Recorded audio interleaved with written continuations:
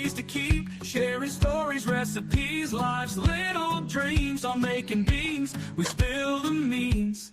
From kitchen to table, hospitality's bright. Flavors of the world dancing in the light. Sipping brew and tasting fun. All right. Making beans. Welcome, everyone. Food trucks, grilled cheese, and hospitality recruiting. Please welcome Dave Danhi. How you doing, Dave? Thanks for having me, man. Thanks for having me. Thanks for coming on. You have a very interesting journey, and I'm glad you're on the show today. Obviously, you have a massive chef background, and you have so many really cool experiences that I want to talk about. And as you know, as I evolve the station, we're always talking about little ins and outs of and different avenue paths of hospitality. And I think you have a few that we can talk about. A little unique, yes. I know, right? But let's start with the beginning of your journey. Like how did you get into hospitality and being a chef? It started in high school. I wasn't one, you get a lot of the warm and fuzzy stories. Oh, my grandmother and this. And look, my grandmother was a phenomenal cook. A lot of Middle Eastern stuff and this and that. Made her own phyllo dough. To Nice. that extreme. But I wasn't the one brought up with, oh my God, look at my mom and this and that and the other, Jewish roots, which, I probably get killed for saying this, but it's not like we're known for the culinary breakthroughs of the world. So, and I'm sure you've heard it before, the whole self-defense from mom thing. It wasn't bad, but a typical snack after school was a raw English muffin, not raw, but untoasted English muffin with ragu sauce and American cheese, toaster oven, black bubble. We all, hopefully not everybody, but we went through it. So in high school, I just wanted some independence. And my dad was doing computer stuff for a company that was basically doing all the meat for Chart House. So I had an in. And I started at 14. I had to get a special work permit. And I was a salad bar attendant at the Chart House here in Redondo Beach. Oh, nice. It was a means to just, like, I was working, I was getting money. But then they promoted me to the broiler assistant. And suddenly I was, roasting lobsters and artichokes and this and that. And that was it. Once I hit that line, it was like, fuck college. This is where I'm going. So I worked at Chart House throughout high school, full-time, as well as full-time as I was allowed to, but a solid, 35 hours a week or so. And that was it. And then it was, okay, my blinders were on. I'm going to culinary school. And I moved to New York out of high school and realized I want to learn. And I'm not going to take any shots at culinary. I think it is a great path for people to go down. In hindsight, with what I do now, finding people jobs, I definitely will tell people that's not going to get you more money or a better job. It will absolutely give you the knowledge and the technique and the technical skills. But I think almost every chef in the world will tell you none of it means anything until you're in a restaurant, in an industrial kitchen, for the most part. Absolutely. That's where you really learn. So I got to New York and I moved because I'm originally from New York. The Catskills I've been going to since I was 6 years old. So I had friends there. I had a little bit of, temporary roots every summer. I would go back. So I was familiar with the area, and I got there and I'm like, screw it. I'm going to go work. And I just worked at a bunch of restaurants, mainly for free. I had one job that paid my bills, and that was it. I just worked there for a year, and I'm a wimp when it comes to winters. So I was up in the Catskills and I was like, screw this. It was just brutal winter. So I moved back, and had a hiccup job, which we don't talk about, as some bad burger place, whatever. But then I was introduced to King's. At the time, it was University Restaurant Group, so King's Seafood Company. Okay. Yeah, King's. Right. And that was to open as a cook Ocean Avenue Seafood down in Santa Monica, which is now the Water Grill. And that was the first time I was exposed to the intensity of product, to where, I knew nothing about, I was 19 at this time. I knew nothing about oysters. I knew oysters. That's what I knew, and I liked them a little bit. Mm-hmm.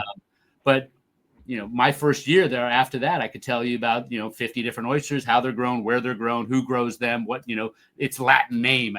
They were really intense on the training. And that's where the real love for cooking and not just, hey, I'm in a restaurant, knocking out food. And that camaraderie of the line, which we all fall in love with at one point. So I stayed with King's for a while. I'm going through this fairly quickly. To where I was still a snot-nosed kid, and I didn't get this promotion that I wanted, and somebody else got it that didn't deserve it, so I left. And within 6-8 weeks, whatever it was, the corporate chef called and said, "Come on back, we got a job for you." And that's where I went to be the suit. And I was a cook, with lead line and whatever, but no administrative stuff. And I was brought back to be the sous chef at the 555 East in Long Beach, great steakhouse. Again, with King's. Did that for a couple of years. And then one of my mentors, Matt Stein, who was the chef, was brought in to Water Grill, or to the Five. We started conceptualizing Water Grill, the first Water Grill, which is very different than it is now. So this was the 90s. This was in 89. Yeah, okay. 88, 89 is when we were conceptualizing and putting, going through menu stuff and this and that. Mainly Matt, but I was a sponge, just trying to learn everything and put my 2 cents in. And then 2 weeks before we were supposed to go and start the opening, they came in and said, "Nope, you got to stay here. We can't take you both out of the restaurant at once." They offered me another restaurant, which was very contradictory of what they were saying.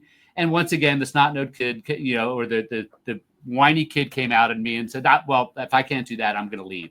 Because I was doing a side consulting at the time, and I was 20, give or take, helping the Belmont Brewing Company, which is a brew pub down in Belmont Shores. And they were, and as it happens with a lot of consultants, suddenly it's, "Oh, we want you to be our chef." So I took that, right. And it was fun. I did that for about a year or so, but it was stifling. It was brew pub. And again, it was early in my career where it's like I still wanted to learn. And then I ended up going to an interview that really changed the trajectory of my career. I went to interview for this place called Kachina Grill downtown, which was David Wilhelm was opening that up with partnerships with the guys that owned the Roxbury at the time. So I went in there and interviewed with David Wilhelm's corporate chef, and then this other chef that was running the Water Grill, or running the Roxbury at the time. And this is in the Roxbury's heyday. I mean, Sodom and Gomorrah, the whole nine, it's going on over there. So he kept shooting me down in the interview. Like anything I said could not have been more wrong as far as he was concerned. And it was really frustrating and whatnot. This is before cell phones. So when I got home to a message on a machine, it was, "Hey, I need to talk to you. Sorry about that." So I called the guy up. He goes, "I've got a better opportunity that I want to put you in." And that was for the Roxbury. Now, I had kids at a very young age. My daughter was born a month after I was 21. So actually now at this time, I'm 21, I think, maybe 22. So I went and I interviewed with him about Roxbury. I knew nothing about the Roxbury at the time. I was of the age that I should have, but I was also providing for a family. So I was just working 2-3 jobs. When I was at Ocean Avenue, I had 2 other jobs. I mean, I had a point where I had 3 years of no days off, literally. Yeah. But that's what we did in those days. That's how you learned, and grew, because we didn't have this wonderful thing called the internet. So or YouTube. Yeah, or any of that. I mean, it was. It's. I'm sure we'll get into that a little bit. So, long story short, I'm trying to keep this short. I ended up getting the job at the Roxbury, way underqualified for really what that job was going to be, but because of my experience with King's, for some reason they brought me in. That I won't go into the details of that, but that was an amazing job at the time. I would never go back, but the things I saw, the things we did, and the people we fed and all that, this was the top of the top. And I've never been a starstruck guy, but I literally fed everybody that was in Hollywood at that time. That's awesome. We were doing buyouts for $600,000 for the whole place and whatnot. So it was fun. But after about the 15th time that somebody said, and this was about 2 years in, somebody sent back a carpaccio that wanted it medium. It was really my epiphany of nobody's here to eat. They're here to, if they make a reservation, they can get in the club without waiting in the line being picked out as one of the beautiful people. So that's when I was like, okay, I want to cook for people that want food. Because I was doing some fun stuff. That was just where I was just playing, and I had no shackles. I could do whatever the hell I wanted. That's great. So at the time, the owners were talking about opening a restaurant down in Laguna Hills. It was going to be a seafood restaurant. That was going to be for me, but I just couldn't wait because I was just done with doing the club scene. I just really was over it. So I said, look, I'm going to go get a job doing something else, while that's getting ready. When you're ready, I'll go cater or something, stay busy. And they said, well, wait a minute. We've got our restaurant. They had just opened a restaurant called Georgia on Melrose.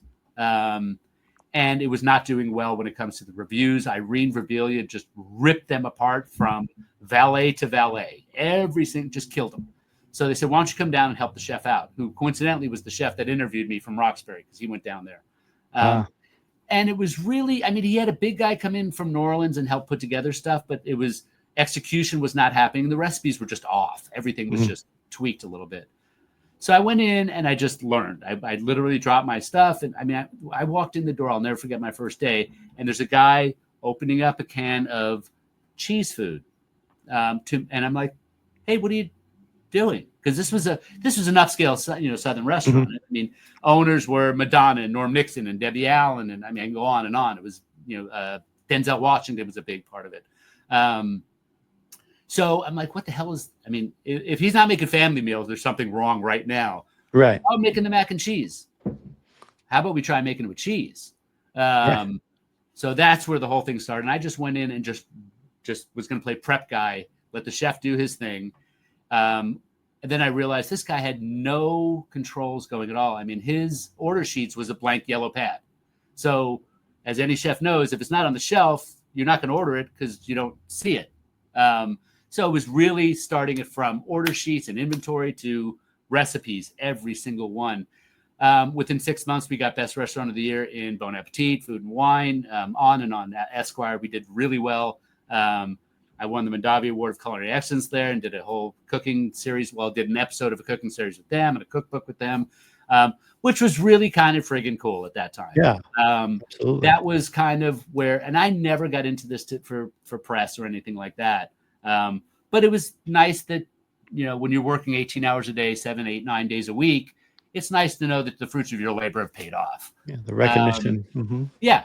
And then because you had some big owners and people that were, managing partners, which they really weren't in there, all trying to make money off of this. And we're talking about some big people. Again, Norm Nixon, Lou Adler. And it's a dinner-only restaurant. We both know nobody's making money. It's just okay. So you'll get your $4,000 a month or $3,000, but not what they're used to seeing. So, hey, Dave, can we buy cheaper crab? Hey, why are we buying these ribs when we can get them for $2 less a pound or this and that? And after that, just gets grinding after a while. And we got best crab cakes in LA 2 years in a row, and can we get Phillips crab? And I'm like, no. The reason we're getting this isn't my recipe. It's the fucking crab I use. I had this. It's the quality. I don't know. It might have been before your time, but this guy, Jerry Tevro from Sutton Gourmet, had this amazing Maryland crab that was just steamed only. It was from the Chesapeake. He picked out the ones that were fattier for me. It was just, every time I just go into this, I miss that crab because there's nothing like it around anymore. So I just got frustrated once again with okay, let's cut this. And it was like I'm done with these guys. They were more clubby people and it was more money stuff. And yes, a restaurant is not there to make food. It's there to make money from food. That was 94. So I was 27 at the time, give or take. And that's or 95 was when I left there. And I just actually started consulting. That was when the school had just opened up in Pasadena and it was still called the Pasadena Culinary Arts. Totally different school than it turned into. That was when CEC bought it out, and I'll just stay away. It's now ICE, right? I think so. Yeah, I think it's changed. Which ICE has got a much better rep. Well, I think CEC got so many class action lawsuits slapped on them because of the way they operated. I'll stay out of that. So I did some side consulting for the school, and that's when this guy Jeffrey Best found me. And he came to me. I forgot. I think I was doing the consulting. And this was a guy that had been in the industry for a while. Do you know Jeffrey? I do not. Jeffrey is by far one of the most visionary restaurateurs I've ever met. I met him. Jeffrey was in the business for a while. I think he was running Grill on the Alley at that time. He was a sous chef at Olive way back. Taught English and whatnot. But he was just in the business, but definitely gravitated towards the front. And he, got my name, called me up, says, let's go eat. I want to talk to you. And we sat down at Versailles on Venice, the original one. I think Venice. Orders the lechon asado and says, he wanted to open a Cuban restaurant down in Costa Mesa. He goes, I want this. Everything else, play with it. I don't care, but this I want on the plate. And more of a Nuevo Latino, Cuban influence type thing is what he wanted to do. Again, pre-internet. So I never did Cuban food before. So I went and ate at a billion different places. Mm-hmm. I'm fluent in Spanish. So I was able to talk to the chef and the cooks and this and that. The Cubans are very protective of their food because everything else was ripped away from them. So that was the part of the culture that they kept. So I literally got a bunch of books, sat on my couch, and came up with a menu that I thought was decent, sent it to Jeffrey, and he goes, well, can you do this? And let's see. And so we went ahead and opened that up and did very well. I mean, we opened in August, and by the end of the year, we got best new opening in Orange County and whatnot. He's still, to this day, that restaurant is still standing, and we're going back from 95. So that says something for the concept and definitely the way he runs his stuff. He's opened a second one that's in Irvine Spectrum. And I mean, Jeffrey's done very well since then. Hideaway and Studio City. He owns Firefly, blah, blah, blah. But I learned a lot from that guy. We're still very close to this day. I would consider him more of a mentor on the business side and how to look at things. Just a phenomenal guy. So opening day, I'm driving down to Habana for the opening, and I rear-end a guy that is basically stopped in the fast lane, whatever. Mm-hmm. We pull over, exchange stuff, nobody hurt at the time, and I go in and I open Habana, and you know what an opening of a restaurant is. It's you are camped out there, literally. There's nights that I slept in the banquettes. Yep. And slowly I started to develop this knot in my shoulder. Then it started going down my arm. And 8 months later, I couldn't even pick up a glass of water with this arm. Oh, wow. So into the emergency room, they pulled me out of the MRI and said, we're operating tomorrow. You've got 2 bulging discs, which happened from this car accident 8 months prior. So I will say this now, anybody, if you get in a car accident where it's a jolting thing, get an MRI because you don't know what's happened to you right then. And I had no feeling in 6 fingers, in the tips of my fingers, because the nerve was pressed for too long. So don't hesitate. Yeah. Wow. Yeah. It's don't great take for your body tasting. too lightly. It's great for tasting because I can't burn. I don't feel the burn, but it blisters, but it works. So that was my segue out at that time. Went and got my operation. That was my first of 4, where they fixed a couple things up top, nothing major. And then it was time to go, okay, what am I going to do? I called up Kings. I said, look, I want to get out of the independent circuit for a while and get into more stable stuff. And Matt Stein from Water Grill days was the corporate chef at the time. So he says, come on in, you're hired. We'll figure out what we do. And I met with him the next day. And he goes, well, you've learned a lot since you've been gone. I was gone for 5 years. Mm-hmm. What's next? I said, I want your job. Well, that's taken. Said, I don't need it now. I don't need it next year. I just want you to know that is my goal. I want to be the corporate chef here. So wherever you need me, throw me there. I'll do whatever you need me to do. But that's my goal. So it should be on the trajectory to go there. So I won't go through the whole thing. I ended up taking over the bastard child of the company at the time, which was called Clearwater Seafood up in Pasadena. That was short-lived just because they had to play chess with some people, put me down at the fish house in Long Beach, that was the first King's Fish House they opened. It was a reconcept of the Pine Avenue Grill. Did a phenomenal job with it. The concept was solid. So I took that over. And this is getting way too long, so I'm going to really cut this now. Took that over. About a year and a half into it, they said, hey, Allison Thurber was leaving Water Grill. She was the next chef in there. After Matt stepped up, she took over. She was the sous chef and the opening sous chef there. Allison did a great job for many years. Do you want to be the chef at the Water Grill? And I said, no, I want to be the corporate chef. If you want me to run it for a week, a year, whatever it is, until we find that person, yes. Which was a blessing for everybody because they wanted to turn this into the West Coast La Bernardin. I could cook. I am nowhere near that. That was not me. That's not where I wanted to go. But because I did that, they found Michael Cimarusti, which changed that restaurant for the better. To put it lightly, Michael, in my opinion, is one of, if not the best chef in this city, one of the top in the country. And I got to watch him do this transition from what Water Grill was, which was, an older school, late 80s, early 90s seafood place, to where he brought it to the level that Water Grill operated between him and David. And which showed them that, okay, this is not sustainable, because every time somebody comes in, they do well and they go and open their own restaurant. So as much as I like the new Water Grill, but it's not what it was. But it was a smart move as far as business wise, because their business went crazy from that concept. Where was I? So I was at that point, once Michael took over, I was promoted to corporate chef. Had fun with that, just kind of going and playing Marines, fixing the problems and mentoring chefs and whatnot, which was really where my mindset had gone to, is really watching that light bulb go off at that sous chef. That to me is more of a chef. I mean, I have a very specific definition of what a chef is and a cook. And so unfortunately, a lot of chefs don't see being a phenomenal cook as a compliment. And to me, that's better than being a great chef, in my opinion, because a great chef is somebody that's mentoring people, running a business, and perpetuating the industry and keeping that going while cooking, or at least, making sure. But so anyway, then I ended up having another accident, which messed my neck up even more. And that was a fusion. That was a lot more involved. That was 8 months of recovery time, in a bed for 3-4 of those months, which was hell. But I ended up doing some of their serve safe training, on their management training, because they have a big training program over there.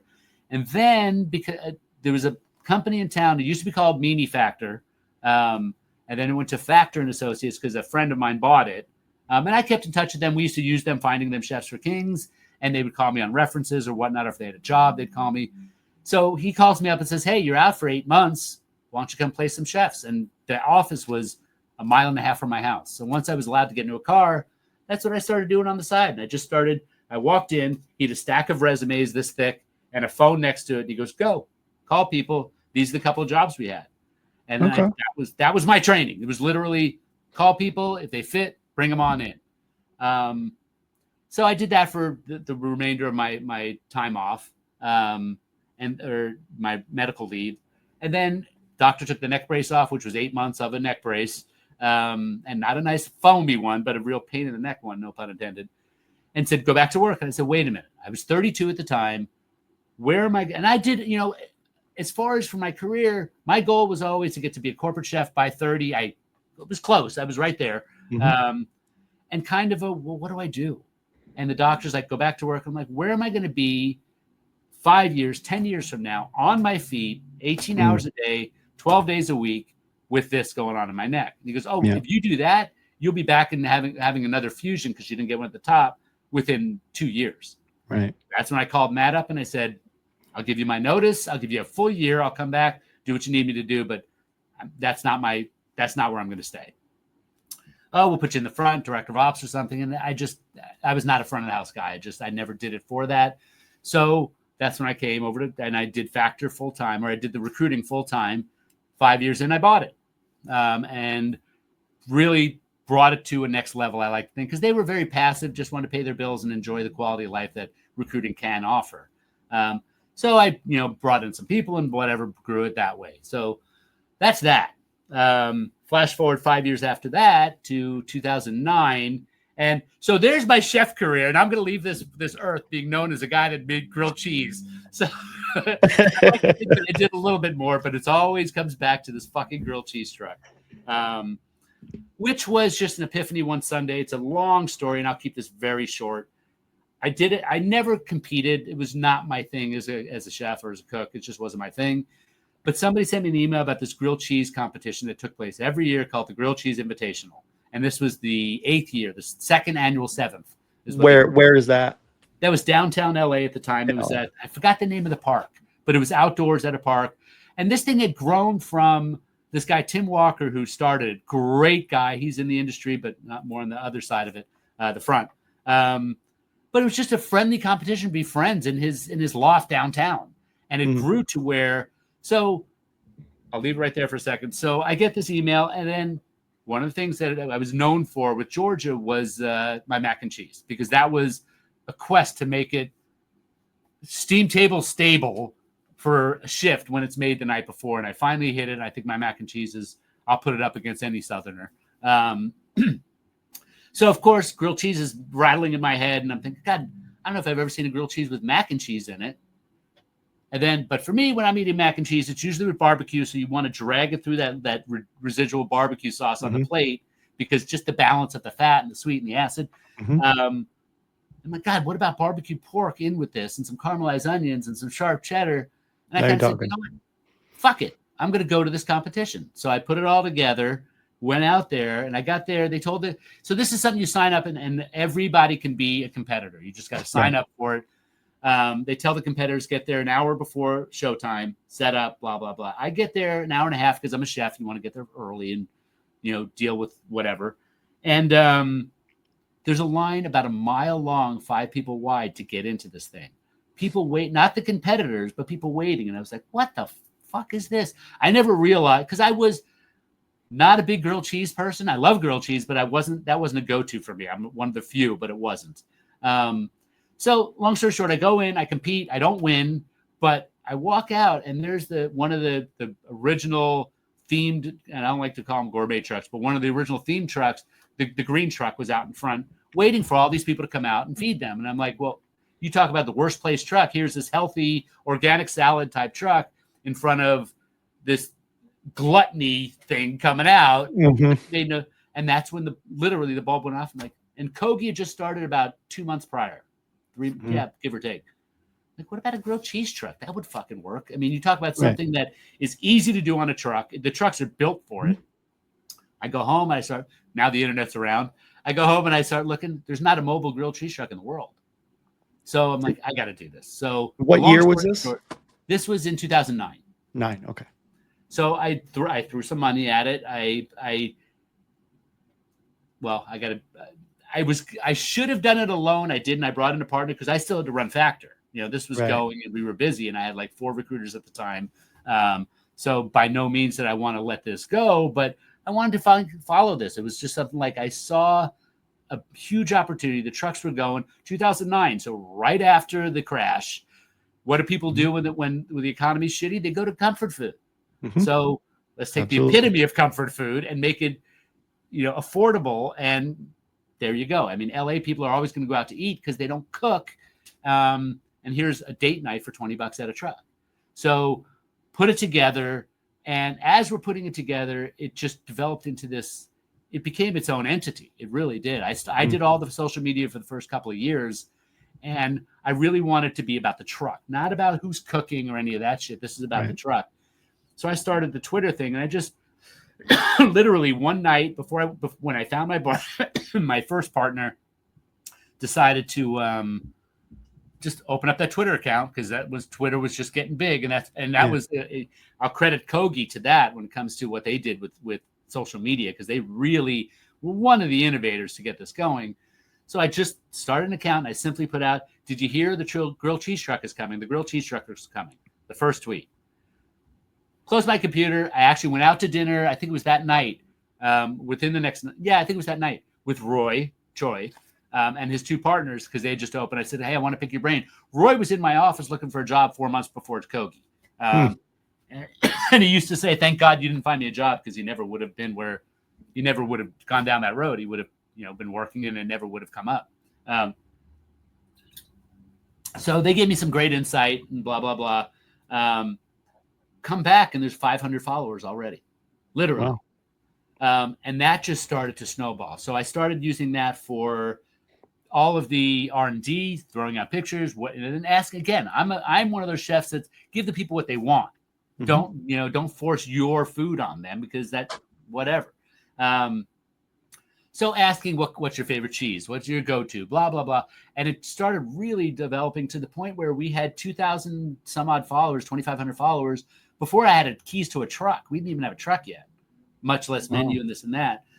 And I saw we still had another month or so to get this open, finding a kitchen and blah, blah, blah. So I didn't want to let that momentum die. So I decided let's do a pre-melt. So the first 250 people that sign up will feed you for free. I had a kitchen that I could do this out of, and it was a great way to test the product and all the stuff that I'd done. I mean, it's one thing to cook at your house. You can always make it perfect. But when you've got cooks and an industrial kitchen, different equipment, it's not a griddle that you're babysitting into the perfect temp. That filled up in 20 minutes. Or invited some press to it and this and that. The Times was there and this and that and the other. And we killed it. To the point where within a couple of weeks, the LA Times, and we are not open yet. The LA Times put out an article saying, here's the top 10 sandwiches in Los Angeles. We were one of them. Wow. Nobody had eaten it yet. So it gives you a little bit of a snapshot to, what social media can do, whatnot. But it blew up. I mean, at that point. The early days too. Exactly. Sure. When things were viral. Mm-hmm. And so that's where it went. I mean, the grilled cheese truck went through 3, and I got to keep a lot of this pretty generic, but you can ask questions and some things I just legally can't say because of what's happened. First partnership didn't work out for whatever reasons. She was bought out, and then I was going to dissolve the company because things just weren't working. And I had the majority shares, and I just was done with the drama. That's not why I did it. But a friend of mine said, hey, you should talk to my brother. He brokers things like this, or you never know where it'll go. So I'm going to keep this short. So I met this guy.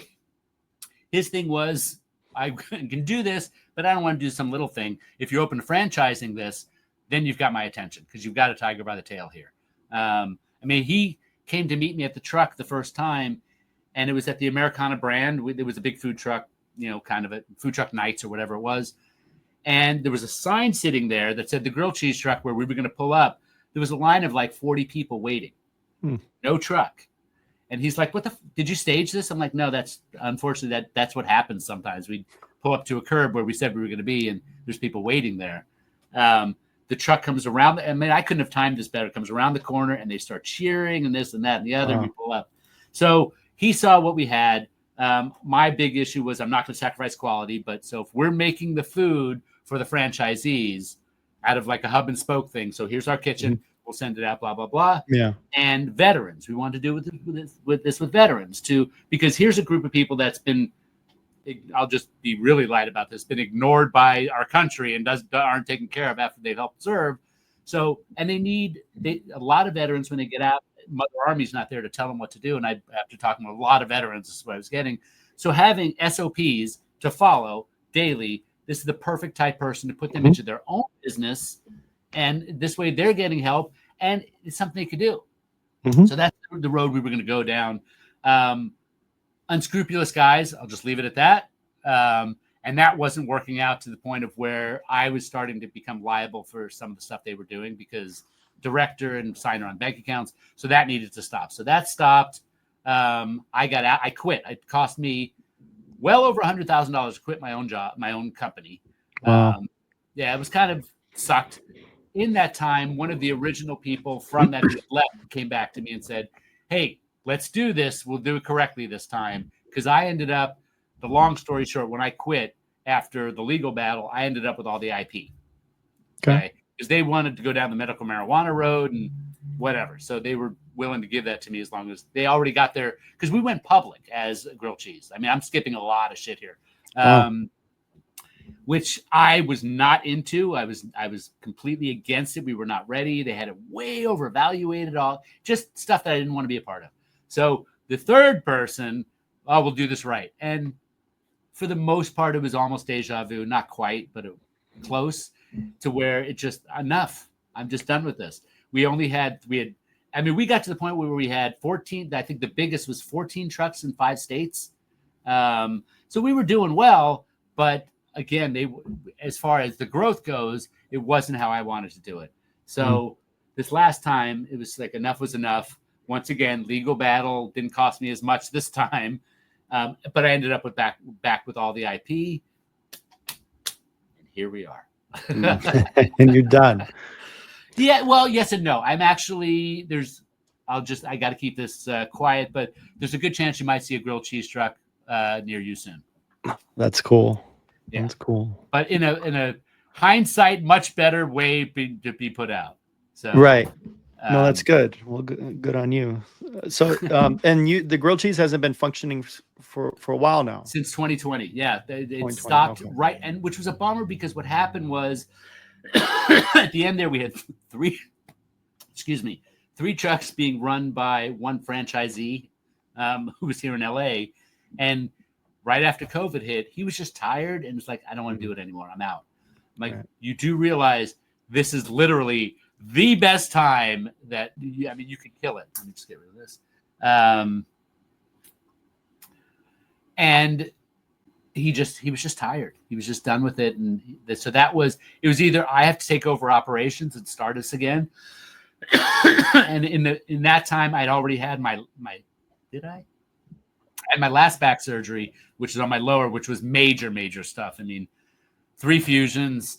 I mean, I've got 6 rods, 3 screws, plates, the whole 9 yards down in there. So I wasn't going to get back into it. So that's where it just kind of went on a shelf. And I had an epiphany to, wait a minute, I can have somebody do this in a different fashion, because I did a pop-up when the Cannabis Cafe was open up in LA. They were open for a little bit. So I did a pop-up just to see if it still had legs, and we filled it up. And I mean, there was people stopping me in the dining room. I saw this one guy, he ordered $250 worth of grilled cheese to go because he didn't want to be around the weed thing. He wanted to bring it to his family. Right. But it's like, I just had to get this again. I haven't had it in years. And oh my God.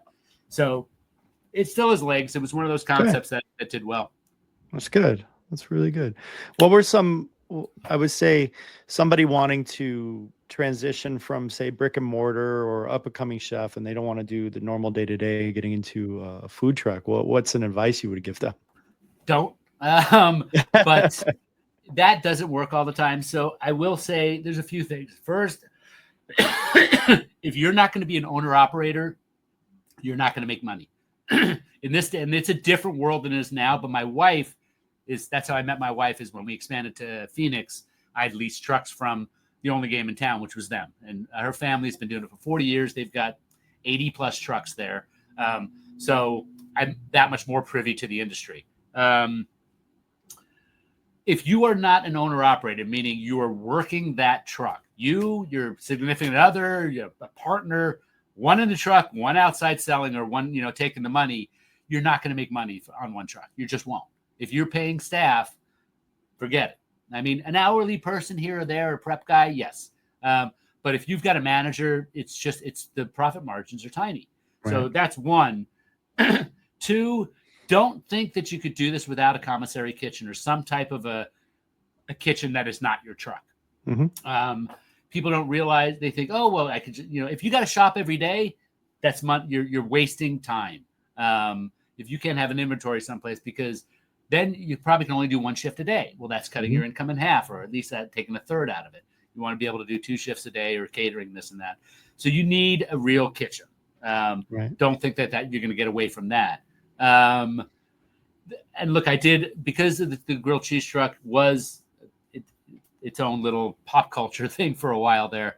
I did a lot of speakings at conferences and this and that and the other. And the one thing that I would tell them is the best thing you could do is hire a mechanic and teach them how to cook.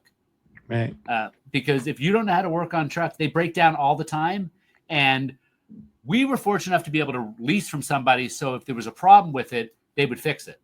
And then usually give you a loaner truck so you can go do your shift. But if you're an owner of a truck and that goes down and you can't get a part for 4 days, you're closed for 4 days. That's your livelihood right there. Yeah. Yep. So I would even say, if you're in an area that is friendly to it, a city, state, whatever, go with the trailer. Don't go with the truck. The trailer can be pulled by anything. Mm-hmm. It also can become your prep kitchen.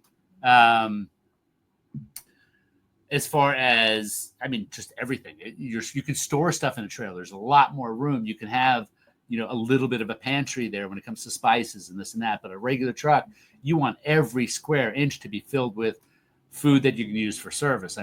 We had it so compartmentalized and put together on the grilled cheese truck that we could do 900 meals without reloading. 900 sandwiches. Yeah. So that's, first Fridays we would do 600, 500 people sometimes at a crazy clip. It was just nuts. So Wow. that would be my first thing and go in overcapitalized, as with anything in the food industry. Don't think you're going to pull money out of it for the first year. Yeah, absolutely. And then the biggest thing, and I would say this to any chef when it comes to a restaurant or brick and mortar, fill a void. Don't do what you want to do. And if that has already been filled, if you want to do what you want to do, because let's face it, this is a passion-based business, go to an area where you can fill that void. Yeah, go to a food desert. Don't be another barbecue truck in Texas, because you're just going to be another barbecue truck in Texas or in Los Angeles for that matter. Well, like pizza, like I would love to open a pizza shop, but it's so saturated. Like I'd be out of my mind to do so. I need to go somewhere. You might as well start selling hot sauces. Yeah. So absolutely, you got to be smart about that for sure. Yeah. So what do you think, like for you, because you were a chef, you climbed the ranks, then you transitioned, you did the food truck thing, and then you've done the recruiting thing, which I have a lot of chef friends who actually have migrated into recruiting as well. If they didn't go the, into sales, be a Cisco rep or a purveyor, Right. The recruiter one is definitely another one. So out of those three, which one did you enjoy the most? That is not something I could really even answer, because I mean, my first chefing years that was the bulk of my career, for lack of a better. So I guess I've been recruiting now for 26 years. So kind of the scale tipped a little bit. Yeah.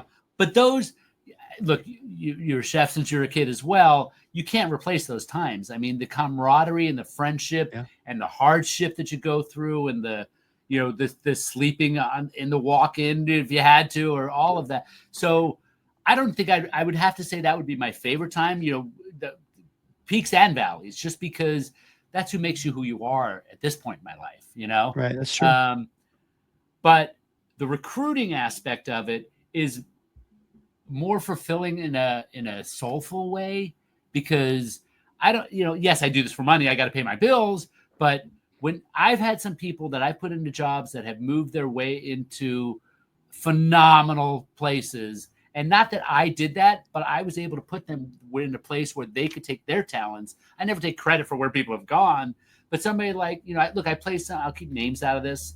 But I placed somebody with a local company here in the South Bay who started as a sous chef and is now a partner with them and owns part of the restaurant. That makes me feel good that, again, I gave him a shove over there, and there he is. And it's happened to a lot of people that I've worked with, and I've developed some of my best friends. Excuse me, I've met through here. Right. So this was more of an adulty growth thing for me, and still the camaraderie is there, but it's a different thing, because I mean, look, up until COVID, I met literally 99.9% of my chefs came to my office and met with me, period. I had to look them in the eye. I wanted to see body language, all that. COVID stopped that. As we know, it made this country incredibly lazy.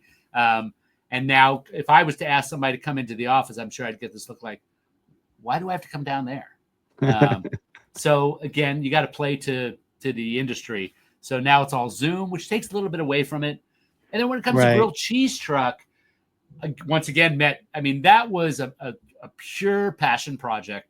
And to watch it go from this stupid idea on a Sunday afternoon to where it did was by far my most satisfying or feel good for sure. Because of some of the things that came out of that. Friendships, again, when I did all the social media at the beginning, I was on my phone, because that was before you could schedule a tweet. So every 20 minutes, I had to fucking put out a thing for this truck, that truck, the other truck, or here's the special, or whatever. And shit, I met one of my girlfriends through that, way back. But some of I got this one, if I was going to pick one tweet to kind of get to what I'm trying to say here, I was at this one stop that we were doing, and this couple had just come down from San Jose for the truck, ate it, and went back that day. They drove down just for the truck. So that made me feel great. But as I'm talking to these people, or just when I just finished, I always had to check the tweets, because I tried to answer everything, this and that. And somebody had tweeted, you're the best thing since chemotherapy or after chemotherapy. Very Can good. you feel any better? You know? Right.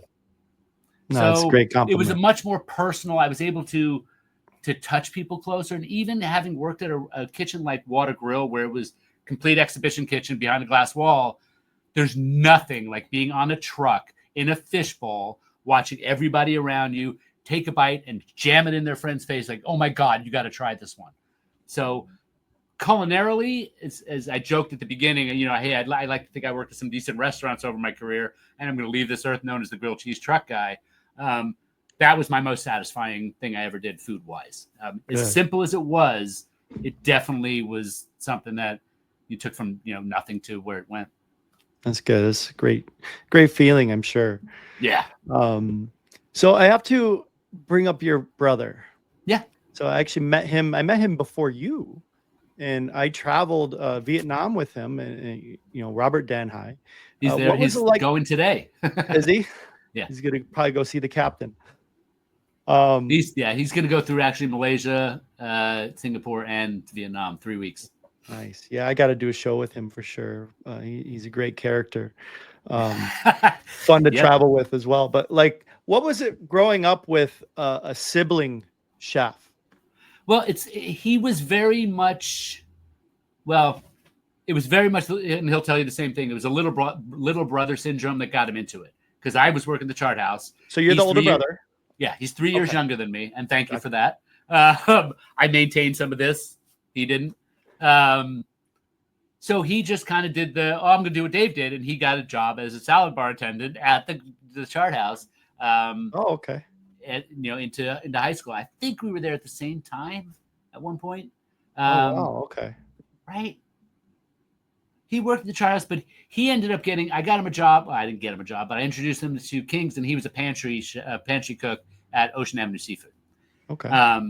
So, and then by the time he graduated high school, I had just had a baby. Wow. Okay. Because again, I had it when my girlfriend at the time was pregnant when I was 20. Mm-hmm. So he took a year off, and I think he did local, I think he went to El Camino College just for some cooking classes, just to get, and then straight over to CIA. Yeah.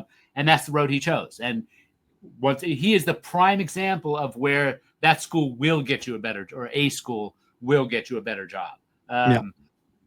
So, but by that point, just to get back to your question, not give you my brother's shit. I had a baby, and I was working my ass off, period. I had to work. So I became the ghost of the family. All I did was work.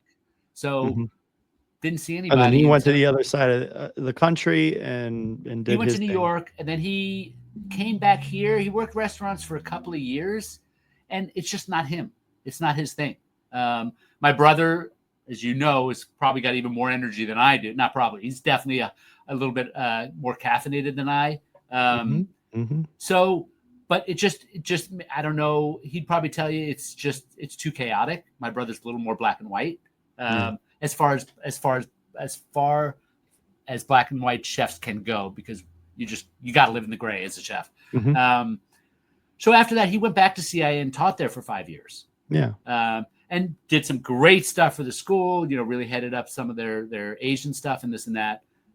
So we never really had the competition I'm doing this and look at this. And there was never really any of that, because we were in different segments. Right. And then he got into R&D with 2 chefs on a roll and did really well. And that opened his eyes up to, this is where I want to be. Yeah. So we just worked such separate things that every now and then our paths would cross. He would be working with the pork industry, and they do a pork summit up in Greystone every year. So I was one of the 5. Right. No, not the 555. It was actually called the Pork Summit, which was Pork a lot Summit. of fun. Okay. Yeah, the Pork Advisory Board would put out this contest where 7 or 8 chefs or whatever it was would win. They'd fly them all up to Greystone, and they'd have some great chefs there to work with them, and then it'd be like a little internal competition to feed people and stuff. So those type of things, or speakings like the Flavor Conference down in LA, in Orange County and stuff. That's where we would run into each other, where our paths would cross. But it was always a friendly, collaborative. There was never look what I did, or we just weren't those people. Cool. So you've seen the evolution of the culinary world for about 3 decades, especially centered in LA. What trends, and obviously being a recruiter too, what trends are you excited about, or what are you seeing in the industry heading into the next few years? Because I know, since COVID, a lot has changed. What are you seeing now, and what do you see for the future of the industry? I think that being where I sit in a very side cliff that I get to watch stuff happen. Yeah. And then I'm obviously I work very closely with my clients. So whether it's the peaks and valleys where the restaurants are going through, I think I'm starting to hear a lot more people are going to start to gravitate towards you got to work on the labor. The numbers in LA at least have turned upside down. Like restaurants almost can't make money now, and everybody can bitch and moan about the price they're paying for their fucking scallops, but that's not a restaurant raping you. That's because they need to make money. And right now, the only way they could do that is raise their prices, maybe a little bit more than the 3 times I used to charge. If I had a dish that cost me $3 to make, that was going on the menu at $9. Now that's got to go on at 4.5 times to cover the labor. I think so. People are starting to look at innovative ways to lower that labor to whether it's going to be quick service and then still let people work the floor, so you're not missing drink sales and service in general. And I think that's going to be the future of the upscale casual restaurant. Look, if anybody pulled it off at a restaurant with huge accolades, it's Walter and Marge. Republique during the day is friggin' quick service. And at night, it's by far one of the top restaurants in this city. And I'm talking, dining experience, not just, Walter can cook, to put it lightly. But they were able to pull off, go in, order, and here's a friggin' chrome stand with a number on it, and go sit down and eat. And I think that's really what's going to happen more and more, because it has to. I completely agree. Yeah. That or California, God forbid, needs to adopt the tip credit and start paying. And I'm sure I'll catch hell for this somehow. But tipped employees, especially like servers, should not, in my opinion, be paid full minimum wage because of where minimum wage is in California. Right. Kind of like how we do I'm from Chicago. We did that, New York. Servers made like $5 but they relied on their tips. Yeah. And exactly. And I think it would help restaurants. They don't have to do these service charges where people are getting all pissed off about. The smart ones are just raising their prices and leave it at that. That service charge at the bottom is a weird thing to me. Yeah, I agree. It's kind of weird. Just raise your prices. What you need, raise your prices, charge what you need to charge, and that's it. Don't tell me about the insurance problems and this and that and the other. We all have our bills. Raise your prices. And I wholeheartedly agree with you have to. And that's why, a scallop dish with 3 scallops on it's going to cost you, $38 here in LA at this point. But those are dayboat scallops that Nancy pulled out underwater. Yeah, exactly. And get the story to it. But it's simplifying. I think, I'm consulting now and I'm just telling everybody, it's like, you have to simplify whether we need to find a tool for something. We can't have all these different people doing things. We need to streamline. Less is more. We need a tool maybe, or we just need to simply simplify the dish. 3 to 5 ingredients, not 15 ingredients. Yeah, a lot of marriage in ingredients, so your inventory is less, so the waste or theft is taken out, all of that. Yeah, so no, absolutely. So a lesson from your career, whether it's kitchen or the food trucks or recruiting, that you like to share to aspiring chefs, hospitality people, food entrepreneurs, what kind of tips can you give some people? As hard as it is to do nowadays, try and get the free stages in. I know legally and all the bureaucratic bullshit. But if you can find a kitchen where somebody's going to let you come in and work at no money or whatever, do it. Try and get in the kitchens that you want to learn from that person, even if you can't get the job there, but you're willing to give some free time. Give back when you can.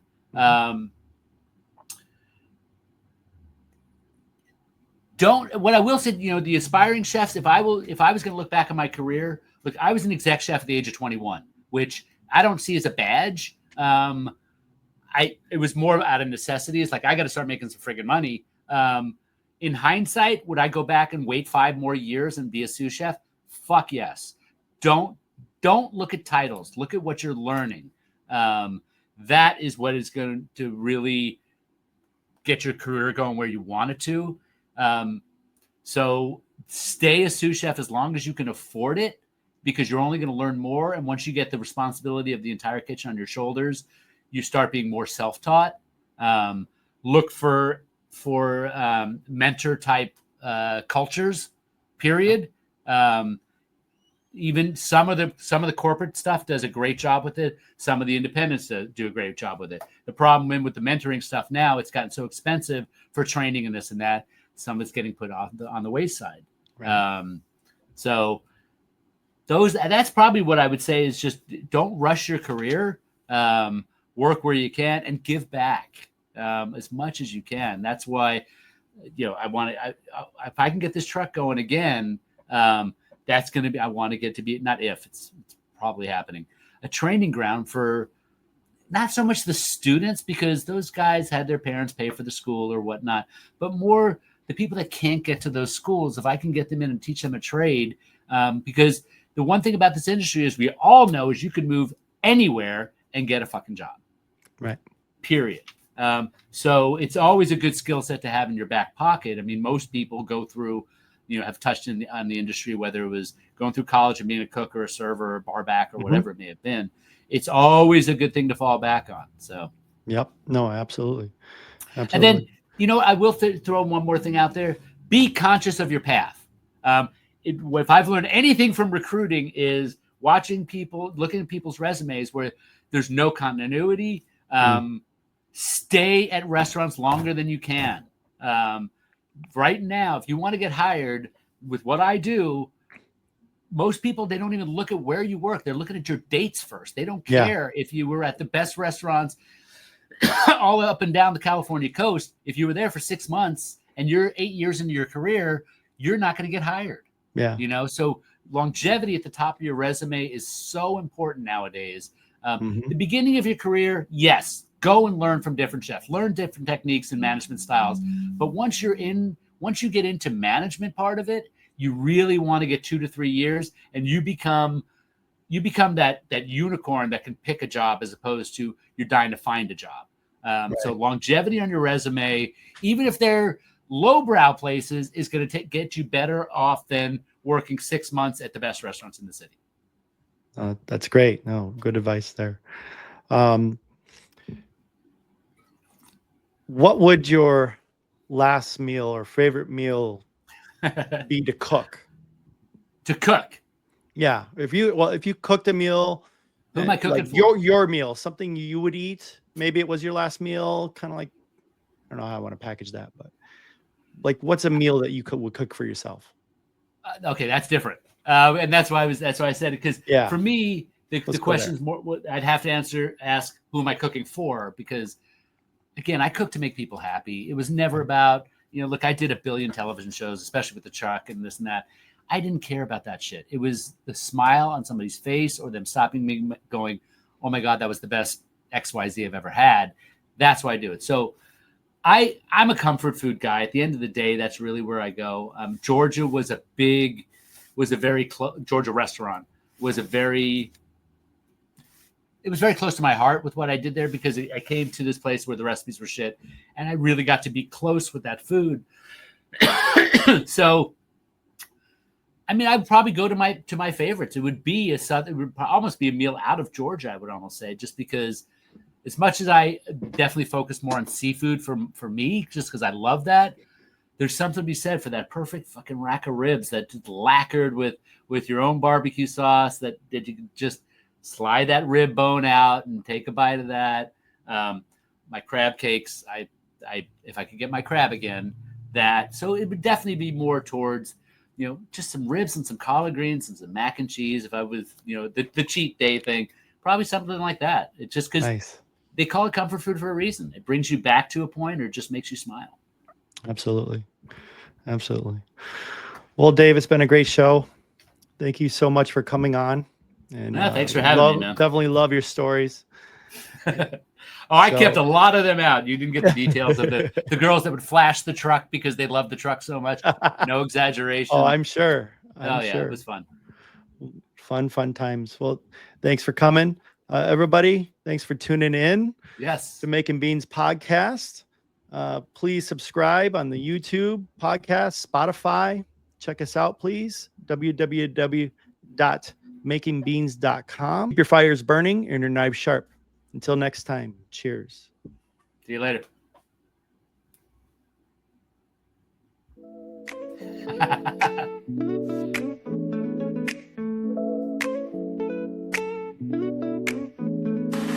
Cooking up stories, making dreams.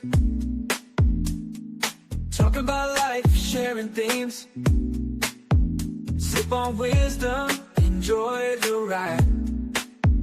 Recipes and culture all in stride. Making beans, we break it down. Food and drink on every round. From kitchen tales to heartfelt talks. Spicing up your daily walks. Hospitality, we keep it real. Chefs and brews, they'll make you feel. Every dish, every drink. More than just what's in the sink. Making beans, we break it down. Food and drink on every round. From kitchen tales to heartfelt talks. Spicing up your daily walks. Life is flavorful of zest. Join the table, be our guest. Culture stories, new cuisine. Every episode like a dream. Ooh, ooh, ooh, ooh, ooh, ooh, ooh, ooh.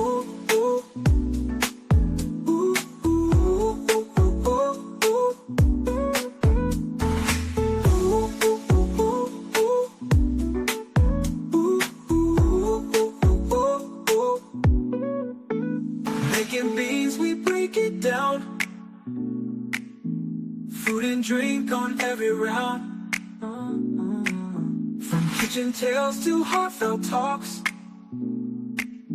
Spicing up your daily walks.